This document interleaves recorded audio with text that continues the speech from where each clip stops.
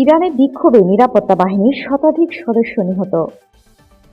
ইরানে রাষ্ট্রীয় মিডিয়ার তথ্য অনুযায়ী অর্থনৈতিক সংকটে দেশের মানুষ রাস্তায় নেমে বিক্ষোভ করায় নিরাপত্তা বাহিনীর শতাধিক সদস্য নিহত হয়েছেন।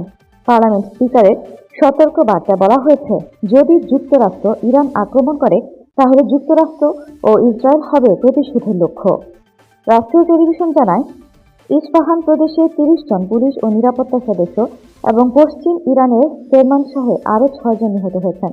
পাশাপাশি semi official Tasnim news agency জানিয়েছে, সারা দেশে বিক্ষোভে ১০৯ জন নিরাপত্তা কর্মী নিহত হয়েছেন।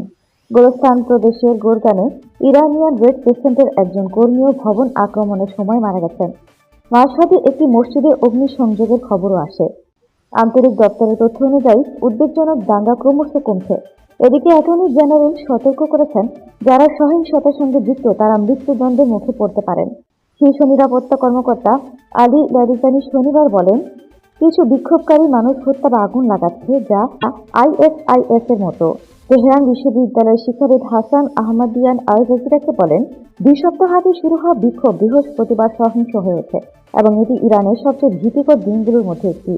প্রেসিডেন্ট মাসুদ পেজেশকিয়ান রবিবার ইরানের রাষ্ট্রীয় টেলিভিশনের সাক্ষাৎকারে বলেন, যুক্তরাষ্ট্র ও ইসরায়েল ইরানে বিশৃঙ্খলা সৃষ্টি করতে চায়।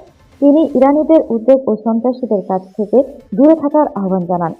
পার্লামেন্টের স্পিকার মোহাম্মদ বাকের কালিবাফ যুক্তরাষ্ট্রকে সতর্ক করে বলেন, ইরানের উপর আক্রমণ হলে অধিষ্ঠিত অঞ্চল ইসরায়েল এবং যুক্তরাষ্ট্রের সব সামরিক ঘাঁটি ও জাহাজ হবে আমাদের বৈধ লক্ষ্য। ইরানের পুলিশ প্রধান আহমদ রেজা রাজা জানান, দাঙ্গাকারীদের সঙ্গে সংঘর্ষের মাত্রা বাড়ানো হয়েছে। সেনাবাহিনী এক বিবৃতিতে জানিয়েছে, তারা দেশের জাতীয় স্বার্থ ও গুরুত্বপূর্ণ অবকাঠামো রক্ষা করবে এবং ইসরায়েল ও শত্রুতাপূর্ণ সন্ত্রাসী গোষ্ঠীকে দমন করবে।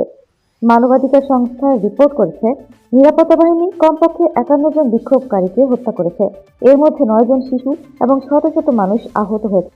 ইন্টারনেট দেশ জুড়ে ৬০ ঘন্টার বেশি সময় ধরে ব্ল্যাক আউট রয়েছে। এমন আরো অনেক ভিডিও পেতে এসটি বাংলা টিভির সাথে থাকুন। চ্যানেলটি সাবস্ক্রাইব করুন এবং সাথে বেল আইকনটি বাজিয়ে দিন। আসসালামু আলাইকুম।